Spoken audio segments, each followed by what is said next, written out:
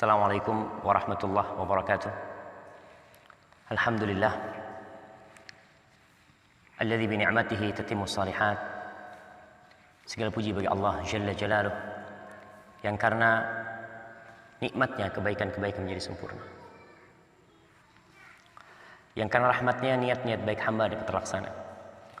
Allahumma salli wa sallim ala sayyidina Muhammadin wa ala alihi wa sahbihi wasallam. Ahibati fillah,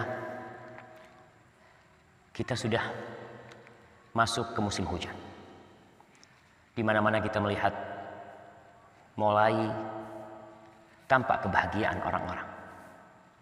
Tatkala rintik-rintik hujan mulai membasahi bumi Allah. Petani-petani yang cukup lama mereka menanti turunnya hujan.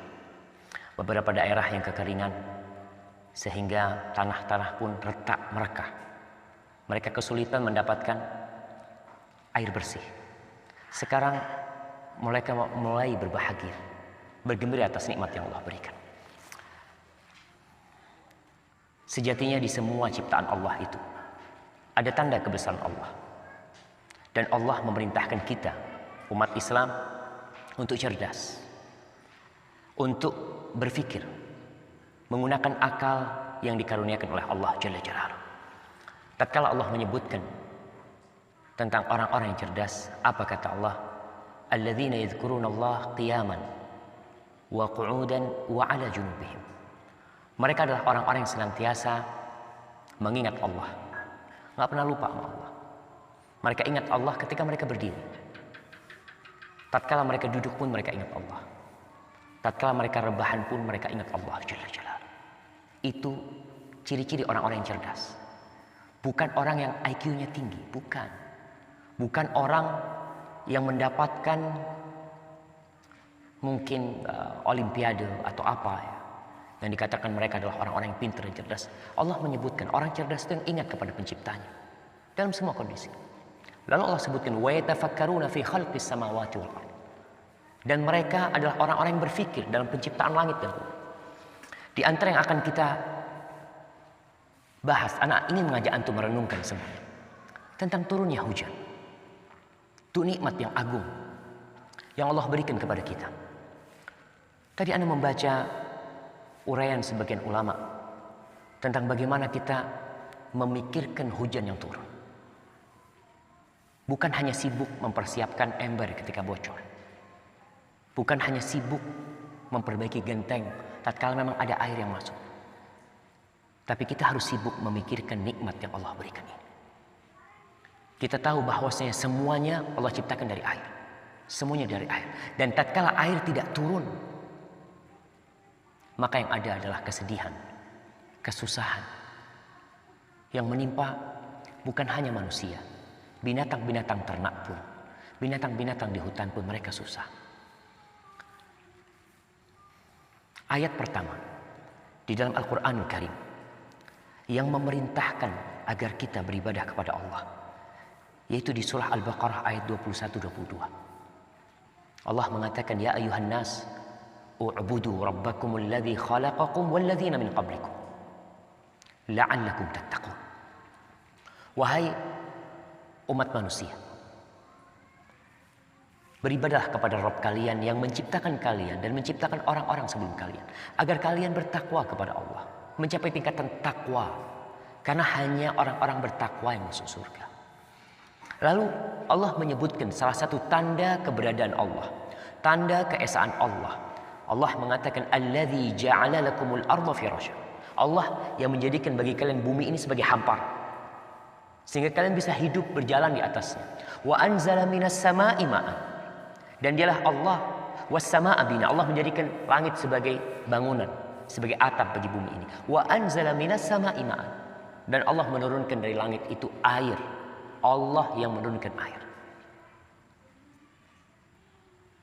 Terus setelah air itu turun, apa yang terjadi? Fa akhraja bihi minats tsamarat. Allah turunkan dengan air itu berbagai macam buah-buahan. Buah mangga, buah apel, buah semangka, buah pisang, segala buah tuh. Bagaimana dia hadir? Bagaimana dia sampai ke rumah kita? Bagaimana kita bisa melihatnya di meja makan kita? Bagaimana kita tatkala membuka kulkas kita melihat ada berbagai buah-buahan. Itu dari air hujan yang Allah turunkan. Allah mengatakan, فَأَخْرَجَ بِهِ مِنَ الثَّمَرَاتِ رِزْقًا لَكُمْ. Lalu Allah katakan, فَلَا تَجْعَلُوا لِلَّهِ أَنْدَادًا. Kalian jangan menjadikan sekutu bagi Allah. Jangan menjadikan sekutu bagi Allah. Wa antum ta'lamun. Kalian tahu kalau semuanya itu ciptaan Allah SWT. Baik, renungan pertama. Yang pertama, hujan yang turun itu adalah tanda keagungan dan kebesaran Allah Jalla Jalaluhu. Kau coba pikirkan, gimana tuh hujan bisa turun?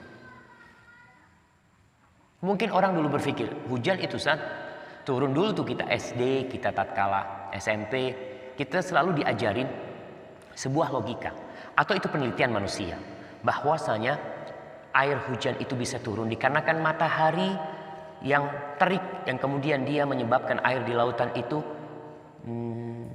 menguap, kemudian berkumpul menjadi molekul-molekul di awan, kemudian turun. Berarti daerah yang paling panas yang dekat pantai, insya Allah daerah paling banyak hujannya. Tapi ternyata juga tidak. Ada daerah-daerah yang jauh dari lautan, tapi hujan terus. Ada daerah yang dekat lautan, jarang hujan. Siapa yang menurunkan hujan? Allah Jalla Jalaluhu. Oleh karena itu kau jangan menisbatkan penurunan hujan itu kepada selain Allah. Ini Allah berfirman di surat Al-Waqi'ah. Antum suka baca surat Al-Waqi'ah? Kadang-kadang kita baca Al-Waqi'ah tapi kita kadang-kadang kurang memahami artinya. Di ayat 68 dan 70. Apa kata Allah? Afara'aitumul ma'alladzi tashrabun. Kalian melihat enggak? Coba kalau kalian kasih tahu sama aku, kata Allah. Itu air yang kalian minum. Kita tahu kita butuh minum.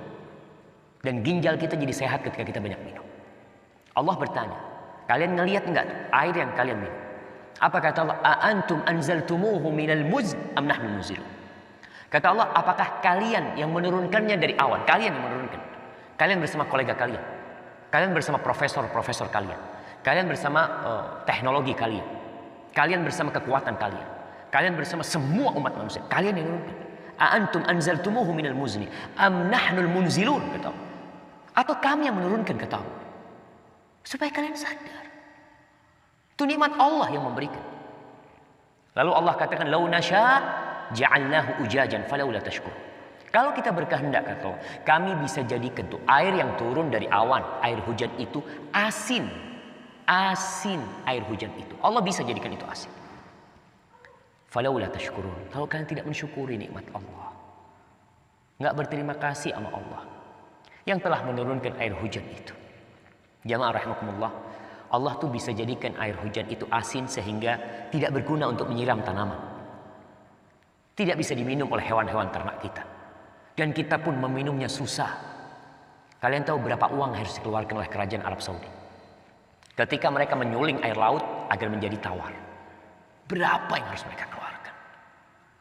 Kalau Allah jadikan semua air yang turun dari langit itu asin sehingga tidak berguna buat tumbuh-tumbuhan yang ada, buat rumput, buat binatang, maka bersyukurlah atas nikmat yang Allah berikan kepada kita. Di surah Al-Mulk, ya. Antum suka baca surat Al-Mulk? Kita dianjurkan untuk membaca surat Al-Mulk sebelum tidur. Surat yang terdiri dari 30 ayat. Yang membacanya pada malam hari, insya Allah kelak dia diselamatkan dari azab kubur. Sekali lagi, ayat-ayat Al-Quran itu seharusnya menambah keimanan kita. Kita semakin faham sama Allah, semakin ngerti sama pencipta kita. Lalu kita cinta sama Allah. Namun tatkala kita hanya membaca dan membacanya tanpa memahami artinya, maka mungkin akan terlambat keimanan kita. Karena yang takut kepada Allah dari hamba-hambanya itu adalah orang yang ngerti, yang alim. Innama yakhsyallah min ibadil ulama. Bukan hanya ahli ibadah, bukan hanya ahli membaca Al-Quranul Karim, bukan hanya ahli berzikir, tapi dia yang mengerti, alim, berilmu dia. Nih, di surat yang sering kita baca, mungkin setiap malam sebagian dari kita membacanya sebelum tidur. Apa kata Allah Jalla Jalla di akhir surah Mulk?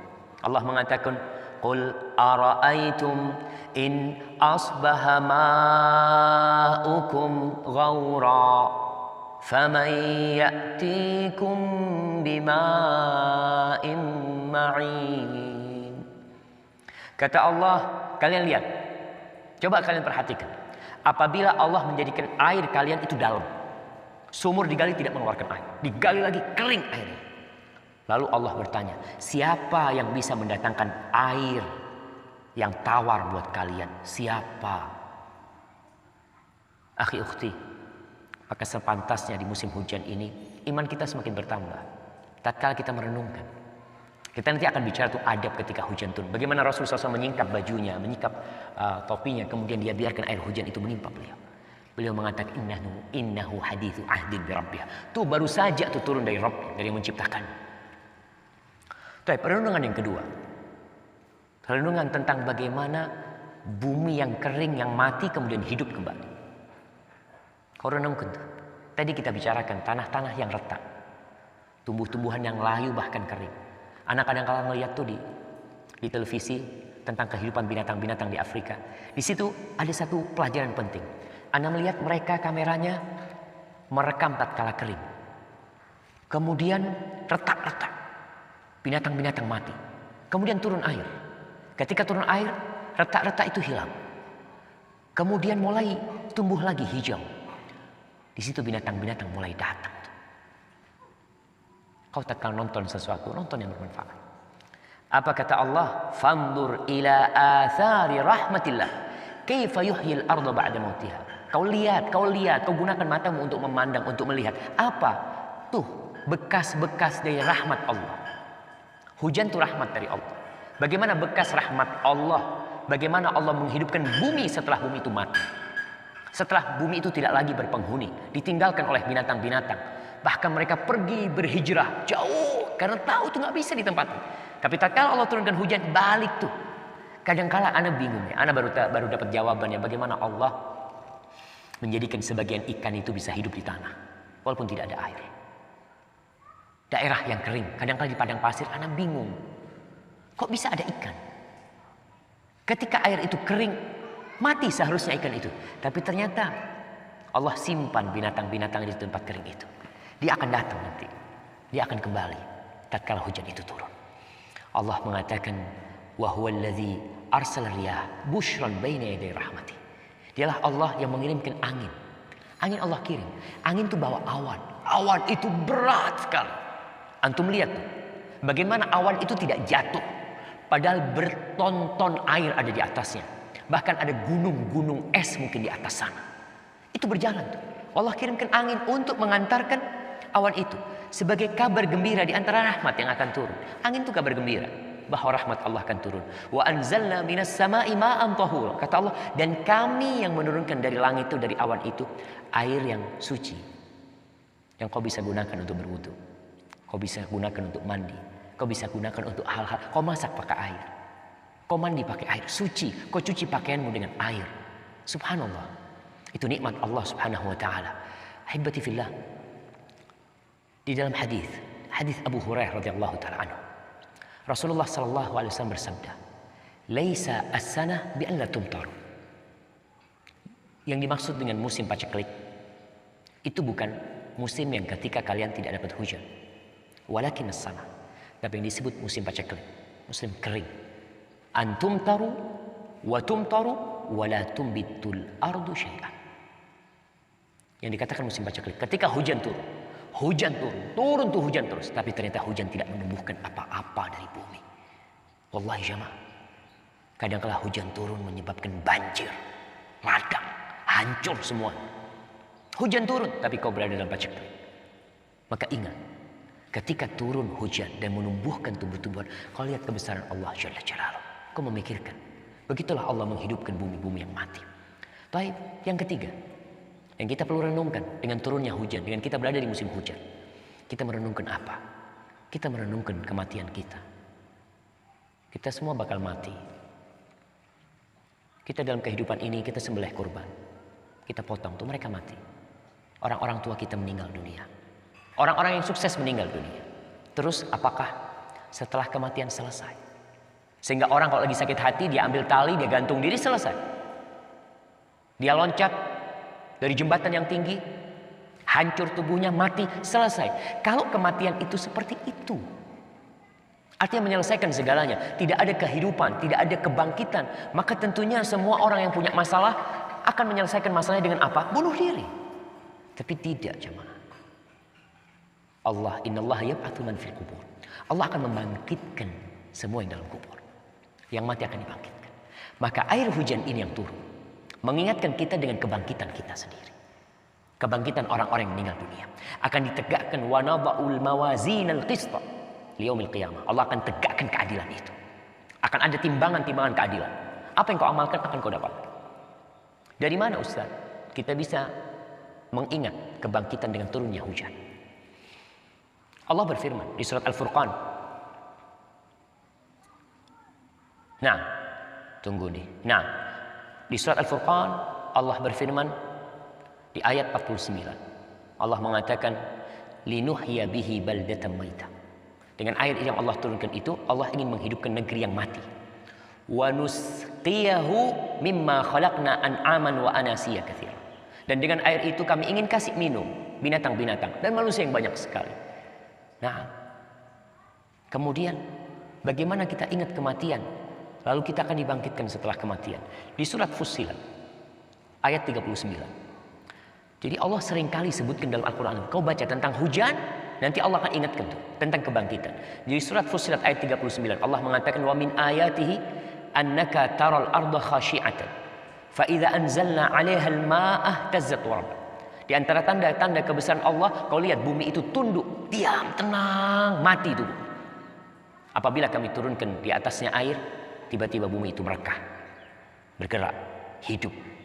Innalladzi ahyaha lamuhyil mauta innahu ala kulli syai'in qadir. Kata Allah, sesungguhnya yang menghidupkan itu bumi yang mati, yang menyebabkan tanah itu terbuka kemudian biji-bijian tumbuh, dia itu benar-benar menghidupkan yang mati.